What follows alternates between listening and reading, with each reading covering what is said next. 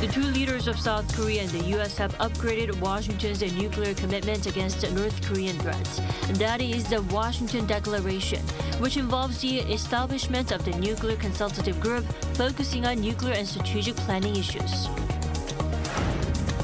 Seoul and Washington will further beef up strategic partnership and economic security.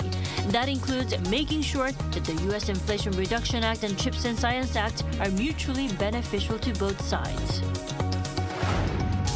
Also announced in Wednesday's joint statement, the two leaders have agreed to get the ball rolling on discussions about expanding their alliance in cyberspace and outer space. We begin this morning with the latest on the Yoon-Biden Summit. Without further ado, let's head over to Washington, D.C., where our Yoon Jung-min is standing by. Good morning and good evening to you, Jung-min. Good morning to you there, Tommy. A very busy day here in D.C. Right. Lots of new deals and fresh commitments secured from the two allies. Now, please walk us through the day, Jung-min. Right, Dummy. So it's a little past 8 in the evening, April 26th, live from Washington, D.C. I'm Yoon Jung-min. No doubt it was an important day for the two leaders, Mr. Yoon and Mr. Biden, as they had talks ranging from security to economy, hoping to take the 70-year alliance to another level. For more, we connect live to our top office correspondent Oh Soo-young, who was at the White House earlier, and breaks down the major points the leaders made during their joint press conference. Hi, Soo-young. Hi, Jung-min. Well, we saw a very comprehensive set of results coming out of that 80-minute bilateral summit. And well, as the two countries look to transform the alliance from a military and trade-based relations to a so-called global comprehensive strategic alliance, the joint statement that came out of the two leaders meeting today, it covered everything from, well, traditional security ties and, of course, some economic issues between the two countries to new emerging challenges that the two countries face together globally. So first, Presidents Yoon and Biden, they reaffirmed their commitment to the ironclad alliance amid North Korea's growing nuclear and missile threats. And while issuing the Washington consensus, the two sides expressed stronger commitment to America's extended deterrence policy of coming to the aid of allies under nuclear and conventional attack, and agreed to set up a new nuclear consultation group to engage in deeper cooperative decision-making on nuclear deterrence with enhanced visibility of U.S. strategic assets to the Korean Peninsula. The second major point was economic security, with the biggest sticking point having been the fallout from from the United States industrial policies on South Korean chip makers and auto firms. The two leaders agreed there would be close consultations to manage the impact. Yoon and Biden also endorsed cooperation on supply chains to procure critical and emerging technologies, including semiconductors, batteries, artificial intelligence, biotech, and quantum technology. Other significant outcomes included the two leaders expanding their alliance into the realms of space and cyberspace. They actually issued a separate document on cybersecurity to address emerging challenges in the virtual realm, from cybercrimes to information warfare. They also pledged to expand space collaborations in both commercial and military domains.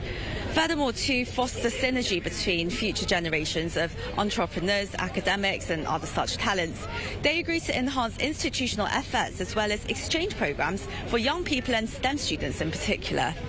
Now, based on their shared universal values of liberal democracy, Yoon and Biden joined hands in efforts to bolster peace and stability for the international community. And when it came to their shared views on global issues, the two presidents condemned Russia's invasion of Ukraine and condemned in the strongest possible terms Moscow's actions against civilians and critical infrastructures in Ukraine. They noted that they are supporting Ukraine through various political, security, humanitarian and economic assistance, as well as efforts to rebuild the country, although they did not mention any measures of expanding expanding support to Ukraine. They also remarked on the importance of preserving peace and stability in the Taiwan Strait, saying that they strongly oppose unilateral revisionist attempts in the Indo-Pacific region, citing unlawful maritime claims, the militarization of reclaimed features, and other such forceful activities. Now, going forward, Yoon and Biden committed to strengthening cooperation with Japan across the region to ensure that it is connected, prosperous, secure, and resilient. Back to you, Jung-min. Thanks for that, Soo-young. Now, before we take a look at today's headlines, let me first introduce our expert this evening. I'm joined by Mr. Daniel Russell, Vice President for International Security and Diplomacy at the Asia Society Policy Institute. Mr. Russell, thanks for coming on. Thanks for having me. My pleasure. So, first, what were the major key takeaways at the joint press conference by Presidents Yoon and Biden earlier today? Well, I'm a veteran of a lot of visits, and what I'd say is this was not just a 70th birthday party for the U.S.-ROK alliance.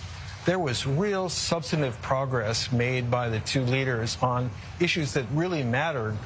We heard in the Washington Declaration real progress on extended deterrence, on security overall, on the economy and economic security, but also on new frontier areas like space and cyber and emerging technologies. So a lot got done today. All right, just in a bit, I will get back to you in a bit to delve deeper into that topic. But first, here are today's headlines. As we just heard, the Washington Declaration involves stronger extended deterrence and overwhelming response in case of any nuclear threats from North Korea. Choi Min-jung takes a closer look. South Korea and the United States have agreed to develop an even stronger mutual defense relationship. At Wednesday's summit meeting, Presidents Yoon and Biden announced a joint statement dubbed the Washington Declaration, which is aimed at strengthening extended deterrence against North Korea's evolving threats.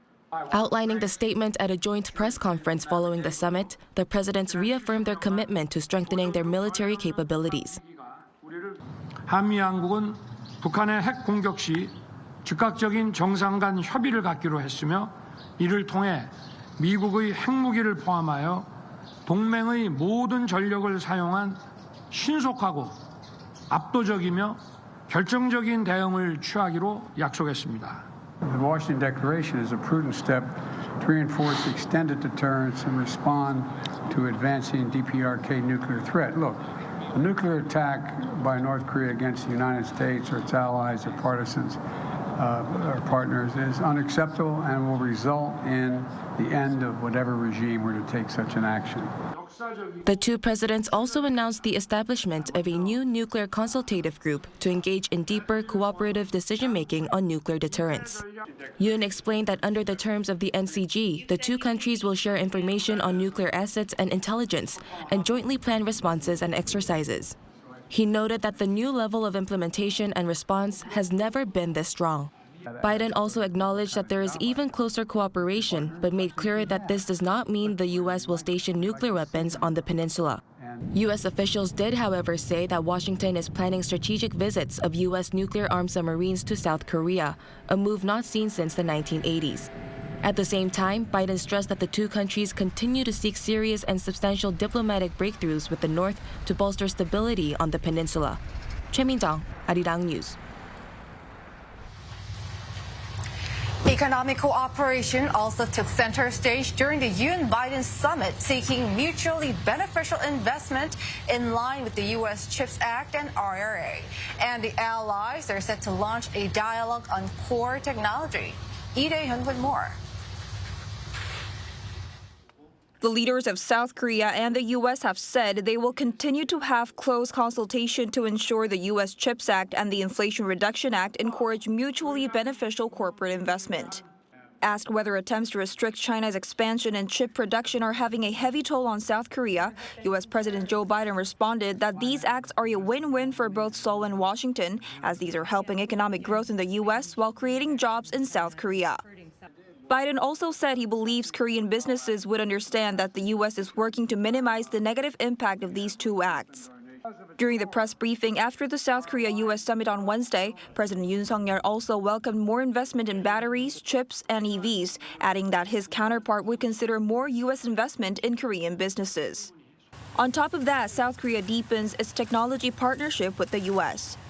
During the summit, the two countries' top leaders made a joint statement where they pledged to establish a next-generation critical and emerging technologies dialogue led by their national security advisors.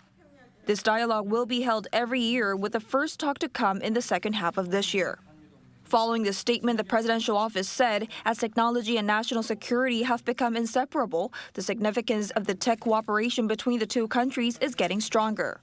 It also added that the new bilateral dialogue will create synergies in science and technology and national security.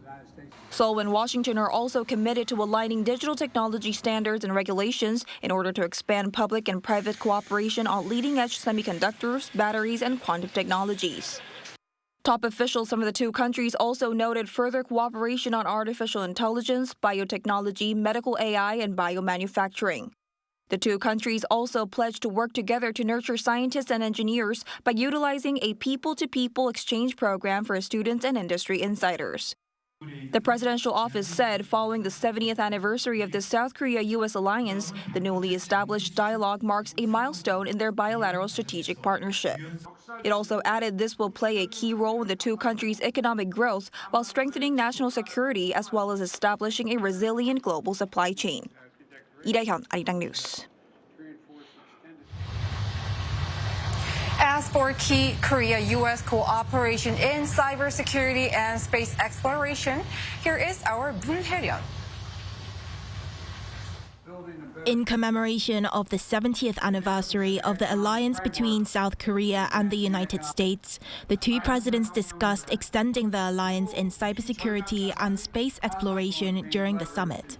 In recognition of rising cybersecurity threats, the Strategic Cybersecurity Cooperation Framework has been established. It's an extension of the Mutual Defense Treaty in cyberspace, a bilateral defense agreement that establishes the commitment of the U.S. and South Korea to provide mutual defense support in case of an attack from a third party. The framework establishes the need to prioritize cybersecurity as a national policy and strategic priority through the sharing of information regarding cyber threats and building a civil-military academic partnership for cyber training, research, and development. Cybersecurity has been a key issue for South Korea in recent times with illegal cryptocurrency activities and cyber threats from North Korea. During his stay in the U.S., President Yoon also visited NASA's Goddard Space Flight Center with U.S. Vice President Kamala Harris.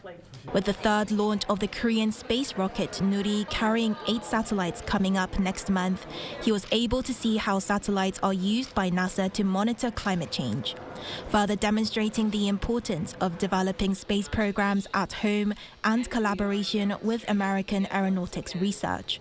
Harris also mentioned South Korea's lunar orbiter Danuri, which was launched last year on board a SpaceX Falcon 9 rocket from Florida, as a stepping stone for further collaboration in space exploration. With regard to this afternoon here at Goddard, we discussed our cooperation on the issue of space exploration. Notably, last year, South Korea placed a satellite in lunar orbit that carries a high-resolution camera from NASA and will continue to work to search for water on the moon. South Korea will soon fly payloads through NASA's Commercial Lunar Payload Services Program. I like to think of it as our version of a rideshare program for space exploration. NASA's Deputy Administrator and South Korea's Minister of Science and ICT signed a joint statement of intent to further cooperate in science and exploration. In addition to expanding the alliance to space exploration, Yoon and Biden agreed to work on space security collaboration, as well as clarifying the recent policy that eased U.S. export restrictions for satellites, a move that greatly benefits South Korea's space launch industry. Moon Hae-ryun, Arirang News. An alliance forged in blood. Freedom is not free. Both were phrases repeated over and over as the two leaders met and emphasized the importance of their relationship as they celebrate the 70th anniversary of the alliance. Our Kim Do-yeon gives us a detailed look at the leaders' remarks. Commemorating the 7 decades of the ROK-US alliance while mapping out the next decades to come, President Yoon Suk-yeol and President Joe Biden held nothing back in hailing what's been achieved through relations between the two countries. 한미 동맹은 세계의 자유와 평화, 번영을 위한 글로벌 동맹입니다. 한미 동맹은 미래로 나아가는 동맹이고 행동하는 동맹입니다. 저는 동맹의 70년 역사를 되돌아보고 동맹의 미래를 함께 설계하기 위해 여기 왔습니다. Mr. President, ours is a future filled with unimaginable opportunity and endless possibility. Nothing is beyond our ability to reach when our nations and our people stand united. We have proven that time and again over the last 70 years. The remarks were made during the arrival ceremony for President Yoon, and the celebration was at the fullest scale as Yoon's visit was a state visit, the highest level of invitation for a foreign leader. This is the first time in 12 years that such an invitation has been extended to a South Korean president, while it's only the second state visit to take place under the Biden administration. Celebrations aside, it was clear the two leaders were prepared to make decisions together that will reflect the values of the alliance. 힘에 의한 현상 변경 시도, 또 공급망의 분절과 교란, 식량과 에너지 안보 문제 등으로 세계의 평화와 안전이 도전받고 위협받고 있습니다. 가치 동맹인 한미 동맹이 세계 평화와 번영을 위협하는 위기를 극복해 나가는데 핵심적인 역할을 할 수 있습니다. While the two leaders spoke on a global scale, the two also recognized the individual efforts made to uphold the very core spirit of the alliance. The two announced that a missing soldier from the Korean War has been accounted for. His name, Army Corporal Luther H. Story, a Medal of Honor recipient. The Republic of Korea and the United States worked together to identify Corporal Story's remains among those buried as a Korean War unknown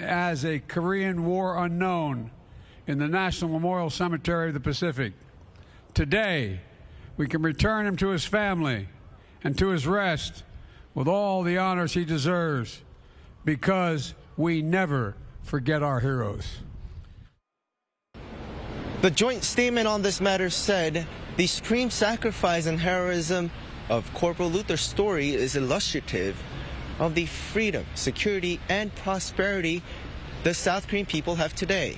There are still more missing to be found, but the announcement shows that while both nations look forward to a collaborative future, a reminder of the cost of freedom is just as important.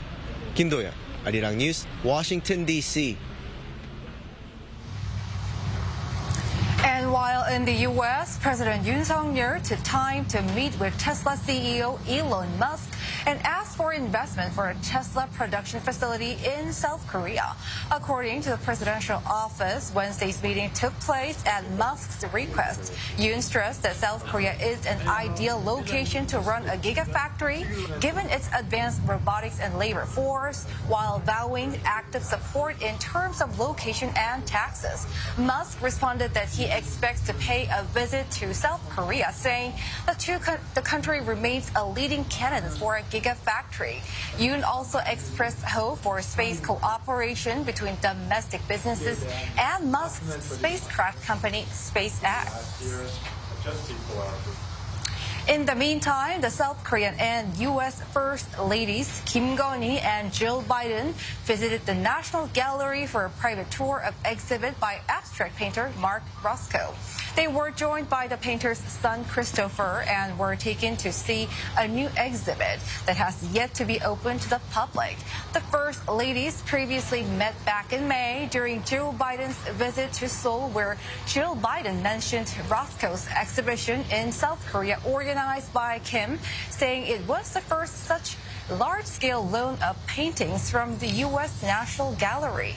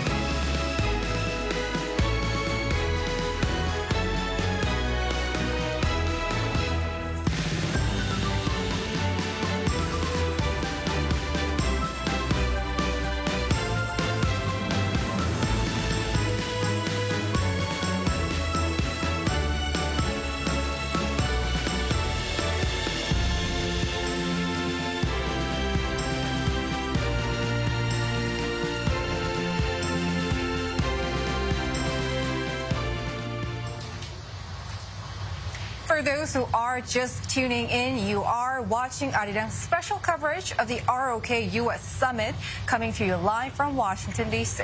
And for further discussion on that, let's turn back to Mr. Daniel Russell. So, Mr. Russell, overall, I want to ask you, how do you assess Washington declaration unveiled today by the two leaders, pledging for stronger extended deterrence through the Nuclear Consultative Group as the U.S. leans towards non-proliferation in the face of nuclear threats from North Korea? I think it's really important. It's the Washington Declaration, but it's not just declaratory. It's not just rhetoric. There's some real substance to it. And clearly the U.S. has gone a long way to reassure Korea, but also to reinforce the role of Korea as an ally, as a partner in contending with the growing nuclear threat from North Korea. Right. I think the consultative group means that Korean perspectives and Korean capabilities are going to be factored into the strategic planning from now on. There'll be new forms of cooperation, and there'll be new forms of training and exercises. These all are very significant. So it's important to make clear that the use of a nuclear weapon by North Korea would lead to an overwhelming response. But this goes beyond just words. There's now a place for the Korean military and the Korean national security team in thinking through what a joint response would be. All right. And Seoul and Washington agreed on overwhelming actions against any nuclear attack from North Korea, as well as swift consultation at a leader summit level. And President Biden mentioned in his words the end of the regime if there's any nuclear attack. So what message do you think they are trying to send here? I think the real message is not so much in the words, which have been used before, but rather in the fact of jointness, the integration of the U.S. military and U.S. strategic planning with the ROK military as well. I think these exercises, I think that the consultative mechanisms, which are new, will boost the credibility, boost the effectiveness, and therefore boost the deterrence of the alliance and of the nuclear umbrella. Right, deeds and words. And the South Korean leader hopes for close cooperation, coordination in supply chains in light of the U.S. Chips and Science Act and the IRA. And the allies have also created a dialogue on technology, that is core technology that involves chips, batteries, and biotech. What do you say on the allies' further tightening of its partnership in the economic sector? Well, it all adds up to one thing: strategy. Yeah. You know, there are terrific complementarities between the U.S. and South Korean industry and science, technology, and so on. But what really matters is having a shared strategy, is talking through where it is that we're trying to go and how it is that we're going to get there. I think having this emerging technology or advanced technology dialogue is important. And the fact that it's led by the national security advisors matters. That's a huge contribution. But it also goes hand in hand with some of the other aspects of the summit outcomes, including student exchange, including STEM training. For future generations. Absolutely. So I think it's, state visits are big deals, and they're rare. And it's obvious that a tremendous amount of thought and a lot of work went into this. This is not only a look back at the origins of the alliance, it's a look forward to where the two countries think they can go. Right. And on the rather regional issue, President Biden thanked President Yoon for his, quote, political courage to mend Seoul-Tokyo ties. So what does South Korea gain from a change in its foreign policy? Well, South Korea gains tremendous credit for the political courage that President Biden referred to, but what South Korea really gains is security and economic growth. Neither South Korea nor Japan, or for that matter, the United States, can really be secure in the face of the significant threats that we all face if we're not working together. And removing the blockage, removing the impediments that had limited cooperation in the past is a huge step forward. I know how strongly President Biden feels about this because I accompanied him when he was vice president on his visits to Seoul and Tokyo in an earlier era, 2013, 14. And he was clear then, and I know he's sincere when he thanks President Yoon for what really was a hugely important breakthrough. All right. And Mr. Russell, before we let you go, the Korean president said he hopes for security and peace in the Indo-Pacific region. Can we read this as the nation trying to up its contribution on a global stage? I think it shows that Korea is now a global actor, a global pivotal state. Yeah. Korea has interests around the world, so what happens in the world matters to Korea, and Korea can make a difference in the world as well. So this broader, comprehensive, strategic alliance that is global, not limited to the Korean peninsula, it represents major progress. This is the direction that Korea has been moving in, and it's welcomed not only by the United States, but throughout the Indo-Pacific region and, frankly, throughout the world. All right, Mr. Daniel Russell, Vice President of Asia Society Policy Institute, thank you. Thanks for having me. All right, and for sure, this meeting carries significance for the two countries in terms of security, the economy, and future growth. And for more of the day's other headlines, back to the Arirang News Studio in Seoul with our Kim Dami. Tami. Indeed, Jungmin. On top of that, we do have more to follow on President Yoon's schedule in D.C. So do keep us posted, Jungmin. You bet. All right, on to other news. Chinese President Xi Jinping held phone talks with his Ukrainian counterpart Volodymyr Zelenskyy for the first time since the war in Ukraine began last year. Xi reportedly told Zelenskyy that Beijing will send an envoy to Kyiv to serve as a mediator to pursue a political settlement. Lee Seung-jae with the latest. For the first time since the outbreak of the war in Ukraine, Chinese President Xi Jinping held phone talks with Ukrainian President Volodymyr Zelenskyy on Wednesday. The phone call between the two leaders lasted for nearly an hour, with Zelenskyy noting that the talks were long and meaningful. Posting to Twitter, Zelenskyy also said that the phone conversation between the two leaders will give a powerful impetus to the development of their bilateral relations. The Chinese Foreign Ministry said Beijing's core stance is to facilitate talks for peace, noting that an envoy will be sent to Kyiv to facilitate peace talks. Beijing also stressed again that it has always stood on the side of peace on the Ukraine issue, adding that all parties involved reflect on the Ukraine crisis and seek a new way for everlasting peace in Europe. In response to the phone talks between the two leaders, Moscow praised Beijing's readiness to establish peace talks, but slammed Kyiv for rejecting any sound initiatives aimed at a settlement. While Washington welcomed the talks between Xi and Zelenskyy, it said it was too soon to tell if it would lead to a peace deal. The phone call follows a state visit to Russia by President Xi last month. As a traditional ally of Russia, China has refrained from denouncing Russia's invasion of Ukraine, but has taken on the role of a mediator in a bid to end the war in Ukraine. While China's role in the peace process has largely been met with skepticism, Ukraine has cautiously welcomed the initiative. Lee Seung-jae, Arirang News. South Korea's professional baseball league is seeing a rebound in fan attendance after the pandemic years, as the KBO League has surpassed 1 million attendance for 2023 in just 101 games. According to the league organizers on Wednesday, the milestone has been reached in the 5th fastest time since the league began in the 10-team system. Now, normally the league has 5 games per day, 6 days a week. The fastest time it took for the league to surpass 1 million attendees was in 2019, when it needed just 90 games. Much like many other professional leagues around the world, the KBO League was impacted by the COVID-19 pandemic restrictions, with games played without fans at the peak of the pandemic.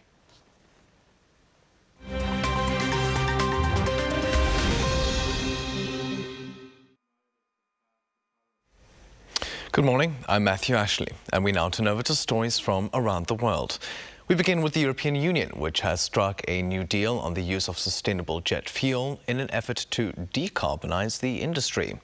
Called the Refuel EU Aviation Proposal, it was agreed on between the EU and its member states on Tuesday. It means that from 2025, all flights departing from an EU airport will need to be partially run on sustainable jet fuel. Under the deal, sustainable aviation fuels must be mixed with standard jet fuel in increasing amounts, starting at 2% in 2025, with a final target of 70% by 2050. This alone is expected to reduce aviation carbon dioxide emissions by 2/3 by the year 2050. Other measures in the deal stipulate that planes carry only the necessary amount of fuel to avoid extra weight-related emissions, and that airports are equipped with SAF infrastructure. Now, in the United States, Grammy Award-winning rapper Pras Michel has been found guilty by a federal court on Wednesday on 10 criminal charges, including conspiracy, witness tampering, and acting as an unregistered agent of a foreign government. Michel was accused of being involved in failed multi-million-dollar conspiracies to help Beijing and Malaysian businessman Zhou Lo gain access to U.S. officials.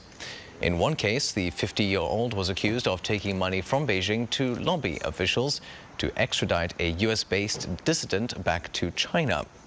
And according to prosecutors, he also accepted over $100 million from Lo to influence U.S. politics during the former Trump and Obama administrations. Now, the ex-member of the 1990s chart toppers Fugees now faces up to 20 years in prison. And finally, Brazil has added the name of its late football legend Pelé into the dictionary. According to the Michaelis Dictionary on Wednesday, Pelé is in its Portuguese edition and is to be used as an adjective to describe a person that is, quote, exceptional, incomparable, unique. It comes amid a successful campaign by the Pelé Foundation and Sport TV to pay tribute to the legend by getting his name added to the dictionary. The campaign has so far gathered over 125,000 signatures. Pelé died last December at the age of 82 after a battle with colon cancer. He is the only player in history to have won 3 World Cups.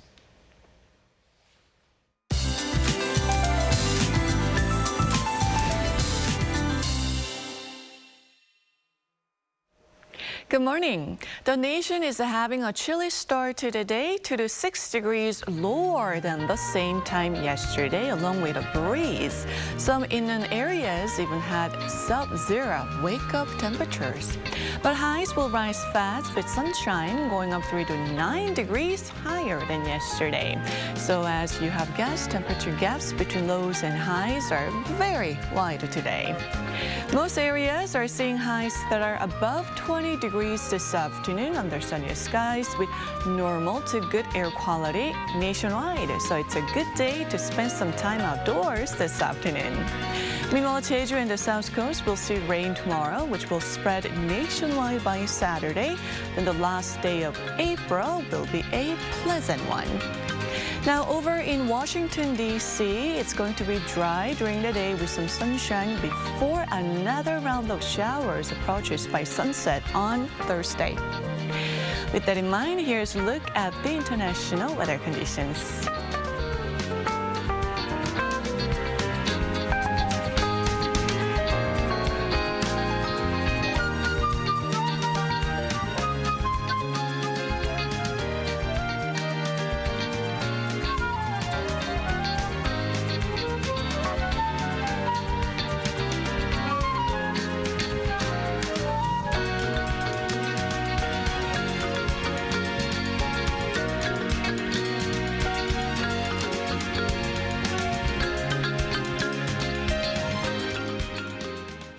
That is all we have for today's New Day at Arirang. Thanks for watching.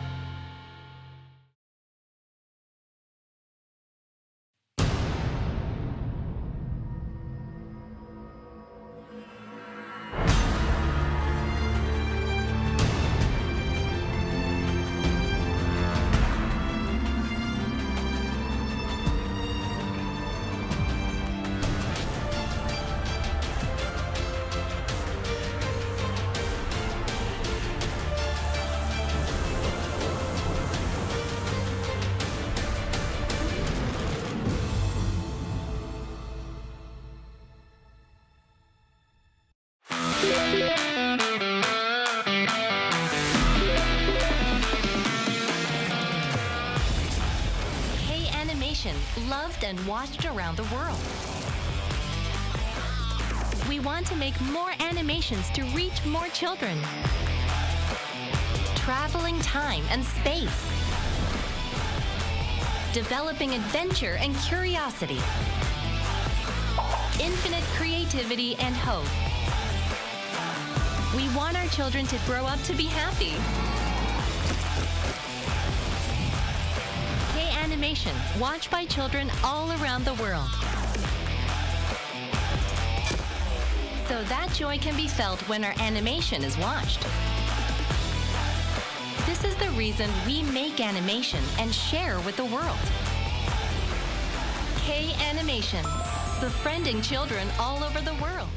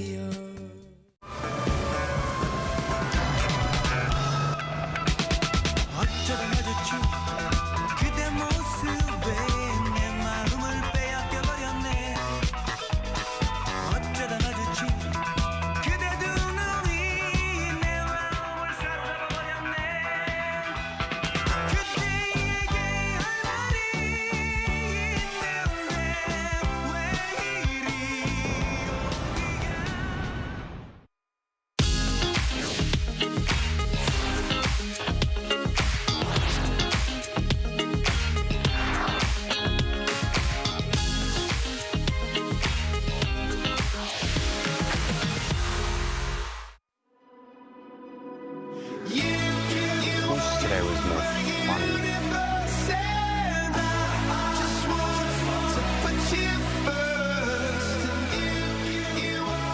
We're here to make a new type of news. New insights, new styles, and new topics every day. We are News Generation. Making news just for you. It's April 27th here in Seoul. I'm Yoon, and this is News Generation, where we make the news at Arirang's very own open studio. Every morning, we'll discuss the top issues and latest current affairs affecting people in their 20s and 30s. Joining me in the studio is Kim Xiao. Good morning, Yeon. Good morning, and Walter Lee. Lovely to be here. And both are here to speak on behalf of people in their 20s and 30s. We're going to start with our news feed, a news feed which covers different hashtags and news items that have been trending on social media over the past 24 hours. $74. That's the average amount of money millennials and Gen Z in Korea are thought to spend every month shopping for clothes. According to the 2022 Gen MZ Fashion App Trend Report, 9 out of 10 surveyed in this age group bought their clothes online, mainly because e-commerce sites allow consumers to compare prices and look at various brands at once. Moving on, police in Seoul have arrested 131 people suspected of selling or administering narcotics online. Among them, 15 were minors who got their hands on meth using messenger apps like Telegram. Police confiscated 600 grams worth of meth and $1.5 million worth of other narcotics, including marijuana and ecstasy. It's midterm season for most universities here in Korea, and one of the lurking problems professors are struggling to tackle is a growing number of students using ChatGPT to hand in their assignments or cheat on their tests. Now, that's why some universities have made regulations and guidebooks on how students should be ethically using AI. Now, that includes identifying whether they use this generative AI tool or not. So what do you guys think about the last news item? Well, I think obviously during my time in university it would have been very helpful and useful, but yes, if we continuously use ChatGPT, are we just cheating the system? I mean, this is going to affect our future jobs and whether we can, do them correctly. So there's got to be a better way to, use it ethically. But yes, it's hard to say when to use it and when not to use it. That's why I think it's a right step in the right direction, having guidelines and regulations on how to use AI more ethically. What are your thoughts on that? I mean, so I did a little bit of research, and it turns out some of the plagiarism checkers surpasses detectors we have available, some of the ones that use in the universities, such as Turnitin, can actually detect the ChatGPT usage. But then the problem here is the thing that you can rephrase what the ChatGPT has been given you. Just paraphrase everything. Yes, I mean, I think that's, some of they also have an AI that can paraphrase as well. So that really hinders the line between whether, anything can be original work at this point. To be honest, having done 2 degrees, I think I would love to have a bit of that.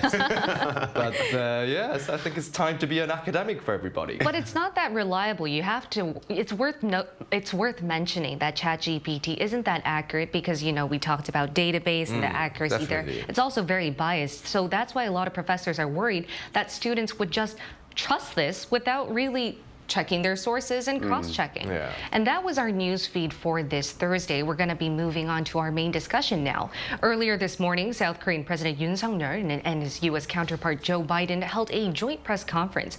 There, they discussed a range of issues addressing how to strengthen their alliance from military to trade, and they also pledged to strengthen actions on nuclear deterrence, specifically against North Korea. And that's why we've decided to talk about how millennials and Gen Z in both South Korea and the U.S. view North Korea and how they think Pyongyang should be dealt with in the global arena.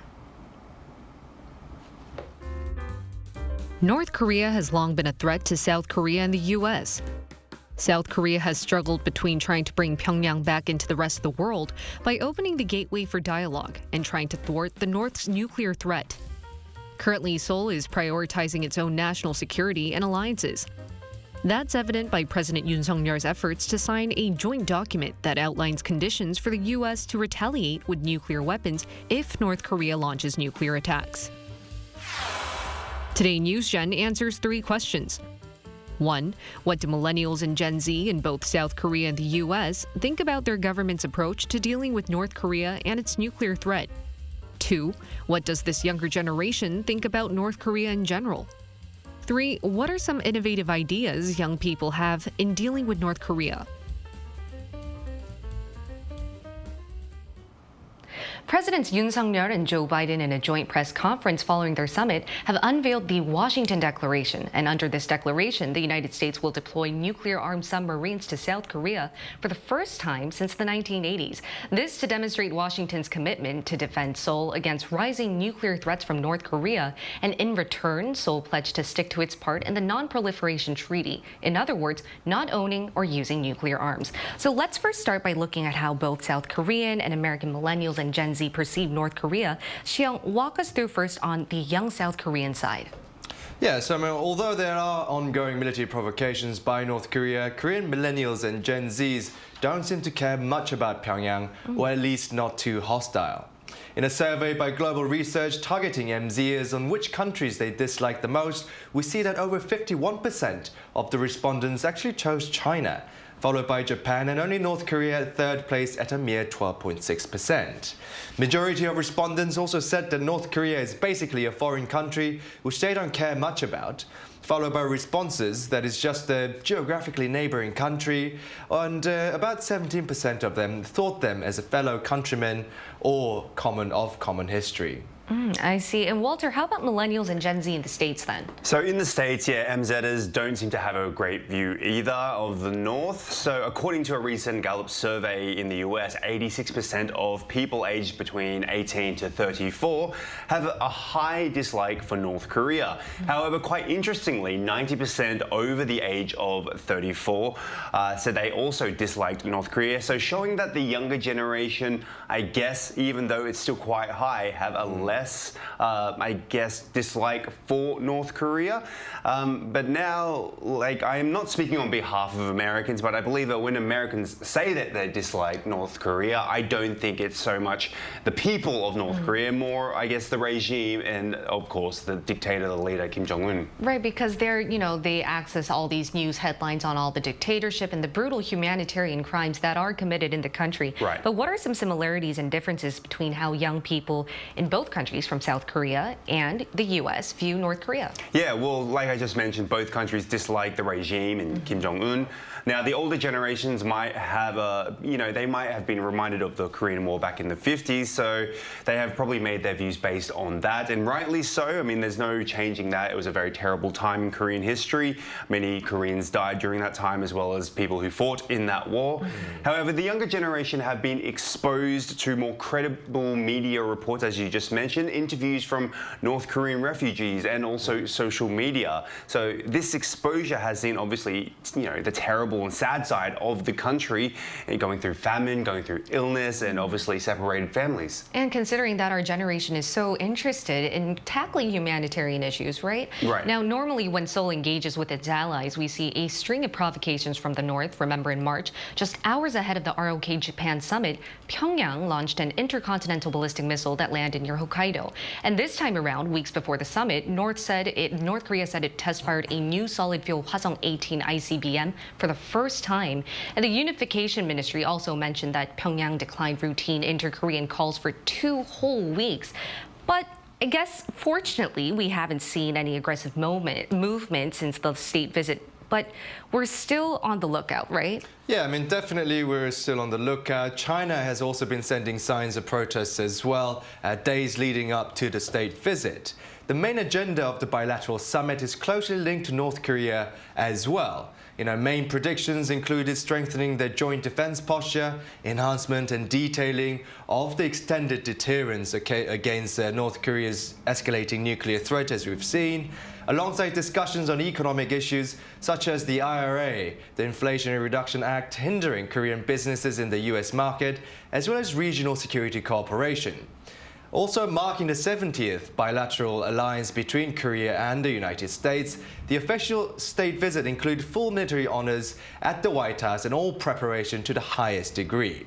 So this is also the first state visit by a Korean president in 12 years as well. So I think North Korea is definitely keeping an eye on it, as well as the surrounding countries in the Asian, also the European region. For sure. And as we mentioned earlier, the two presidents are actually very busy thinking of ways to better deal with North Korea. We talked about the Washington Declaration, but I think it's up to us, the young generation, to also think of ways on how we can better, maybe interact or even deal with North Korea.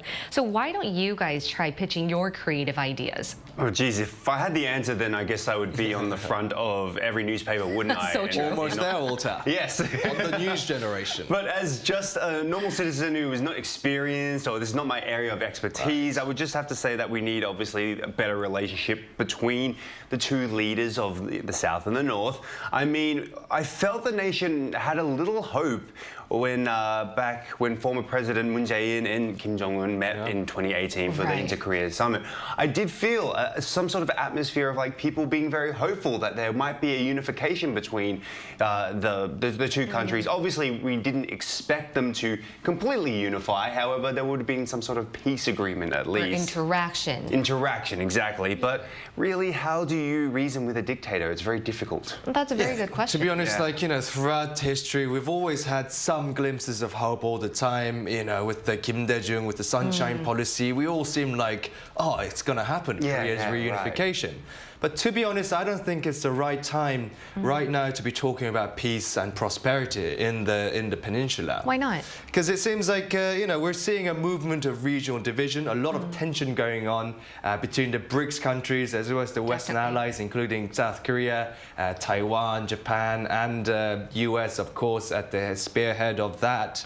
And the central topic of the Yoon-Biden Summit this week was the deterrence of North Korean military threat.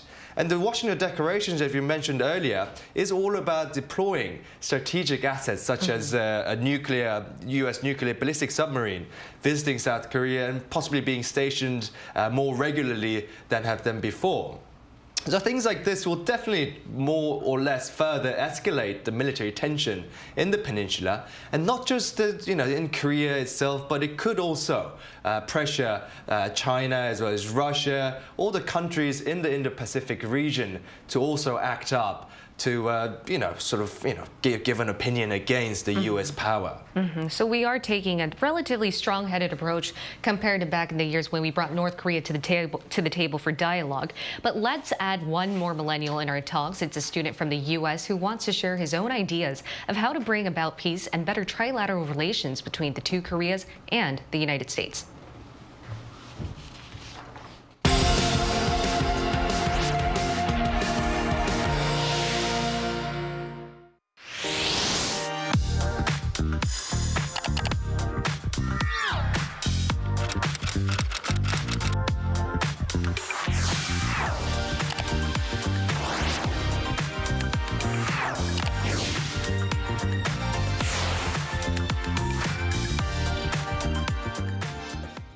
Let's include a U.S. millennial in our talks now to find out what he thinks could be the best way to bring North Korea to the table and also to promote peace both on the Korean Peninsula and in Washington. It's Christopher Gao, a student of studying North Korean issues at the Graduate School of International Studies at Seoul National University. Welcome, Christopher. Good morning, Good morning, and thank you very much for having me. All right, Christopher, first tell us how you got into studying about North Korean issues and which area in particular are you interested in? Yeah, so I became interested in North Korea as an undergraduate student, and that was back about 3 or 4 years ago when, during the Trump presidency, when North Korea was in the news a lot. And through some of my classes, we also explored the Korean Peninsula and its history in a way that I hadn't really been taught up until that point. And I think that was, quite interesting to me, and I think that set me on track to want to specialize in it. Of course, North Korea has been referred to as the impossible state or as, the last relic of the Cold War. And it's proved to be an enduring policy challenge for the United States for decades. So I felt that it would be something worth studying and trying to, make a difference in either through research or perhaps with the U.S. government. So I'm particularly interested in the proliferation aspect of it as well as U.S. strategies towards addressing the threat. All right. Sure. I mean, Christopher, as well as how would you evaluate the relations and interactions between the two Koreas and the U.S.? Of course, we have the bilateral summit, the state visit going on right now. But what could you tell us about the general vibe of the two countries' relationship? Right. So I think that, the situation right now is pretty complicated because of the broader geopolitical environment, I believe, as you guys alluded to previously. It definitely seems like North Korea is not going to be coming to the table anytime soon because primarily the war in Ukraine has provided them with the ideal environment to essentially hunker down and advance their arsenal at a breakneck pace. And right now the North is more than on pace to surpass its record-breaking year of testing that it recorded last year. And just last week, as you mentioned, they tested the Hwasong 18, which is a solid fuel rocket, which is going to enable them to launch missiles much faster. That's enhancing their nuclear strike capabilities.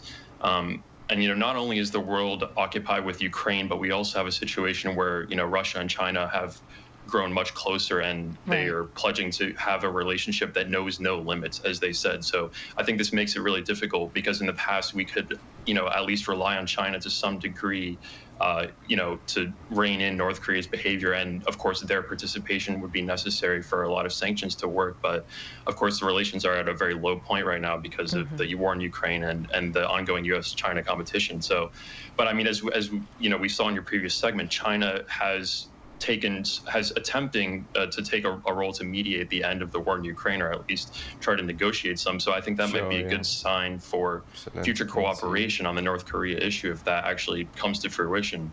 But do you think, possibly, as an American yourself, citizen as yourself, most people would agree with your views between South Korea and the U.S. as you've been explaining? As a millennial or from the U.S. yourself? In terms of the perspective of North Korea from millennials, I think there's very little awareness of the issues. But I guess if you were to do polling on it, I'm sure people would, as you mentioned, have kind of a negative image of the country based on the actions of the regime. And primarily, I think the thing that sticks out to people the most about North Korea is the human rights situation, and just seeing, this country of 22 million people that, doesn't enjoy the most basic things that almost everyone else does. And I think that's the kind of perception is related to the human rights issue. Sure. Right. So here in the studio before we pitch some ideas like to better trilateral relationships, like any creative ideas of your own, you think? Yeah, so I agree with your sentiment earlier where you said if you had the ideas, you would be on the front of every magazine. I mean, I think that's just the reality is that there's no easy answer to this. I mean, people have been making predictions and proposing things for decades, and I think really is a growing resignation among analysts and people in policy circles that disarmament of North Korea is no longer a feasible goal. And for decades we've alternated between periods of intense sanctions and periods of engagement, and North Korea is very resilient against sanctions. That's what we've seen, especially under COVID. And the other thing is that when North Korea actually does come to the negotiating table, our strategy has been basically doing the same thing, which is essentially paying North Korea to repeatedly close the same nuclear reactor. And that's a policy that has failed for 30 years. So clearly we have to change the approach. And I think one thing that I've read about that I think might be kind of a very long-term, but given the circumstances, quite reasonable strategy might be to, have a human rights approach and, ramp up efforts to get information into the country and, tell I think there's three important stories that the North Korean people need to hear, which is they need to learn about their abysmal human rights situation relative to other countries, the corruption of the leadership, and the propensity of the prosperity of the outside world, especially their And in order for that to happen, I think it's up to American millennials, Korean millennials, actually international millennials to pay more attention on what's happening in North Korea. Thank you so much, Christopher. Thanks, Christopher. Right, thank you very much, Christopher. All right, and before we continue our talks, we're going to also hear from our global viewers, and we asked them whether South Korea's relationship with the U.S. is building or breaking better ties with the North. Here's what a few had to say. Hussein Demir said it's definitely breaking the relationship with the North. Realistically, I don't see it improving anytime soon. Graciela Novoa said, respectfully, I think both Koreas must work in the approach. At this moment, I don't think that North Korea listens to the U.S. If both countries need mediators, search among those who both Koreas listen to. Brooke Parsons says, it truly does not matter. Pyongyang is our family, and we need to reach out all the time for peace. America can come and go as they like. Now, based on our viewers' comments, I can see that we're going in the right direction. A lot of millennials are interested about North Korea. Now, let's wrap up our discussion for today. We asked this question to Christopher, we wanted to find out whether we had some breakthrough with the ROK-US summit and whether we're going in the right direction. So what about you guys? What type of breakthrough would you like to see in terms of the ongoing ROK-US summit? Yeah, I mean, Christopher also mentioned good points theoretically as well, all about the geopolitical tensions in the region with China, Russia, the Ukrainian war and everything. And especially interestingly, during the presidential visit, the state visit to the US, President Biden lauded what he called the unbreakable bond of the country's ironclad alliance forged during the Korean War 7 decades ago. And things like that, sort of showcasing that Korea and US is definitely a strong alliance, is definitely positive in a sense for Koreans. But it also brings them in an awkward position in geopolitical tension sense. Sure. It puts them in an awkward position with the business, economic relations with China, as well as Russia. There's going to be talks on Ukraine, which was actually limited to just humanitarian aid. A lot of people suspected that it might be weapons aid that might be taking place after the summit, but there was nothing of that. So I think it's a double-edged sword, I'd say, the results of the UK. For sure. Considering that South Korea is a middle power, we have much more to think about. What are your thoughts on this, Walter? Well, I couldn't have said it any better. I think he took everything from me. But yes, obviously hoping that President Yoon Suk-yeol can strengthen the relationship between the US and South Korea. Obviously, we really need US to be on our side. And it's the best. We obviously want to stop these provocations that are happening over the years. And yes, hopefully work towards peace between the two Koreas. All right, and hopefully we'll see that happen. And we'll be here every day from 9:30 a.m. to 10 a.m. Korea time, bringing you topics that young people are talking about. Special thanks to Kim Xiang. My pleasure. And Walter Lee. Love to be here. And thank you everyone for watching. We'll see you tomorrow. We are News Generation.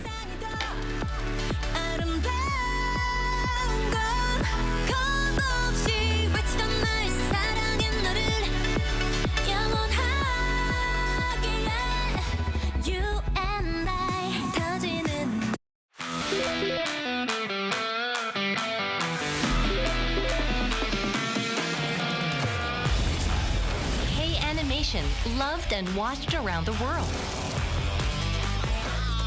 We want to make more animations to reach more children.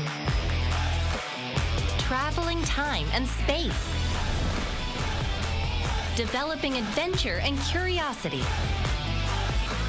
Infinite creativity and hope. We want our children to grow up to be happy. K-animation, watched by children all around the world. So that joy can be felt when our animation is watched. This is the reason we make animation and share with the world.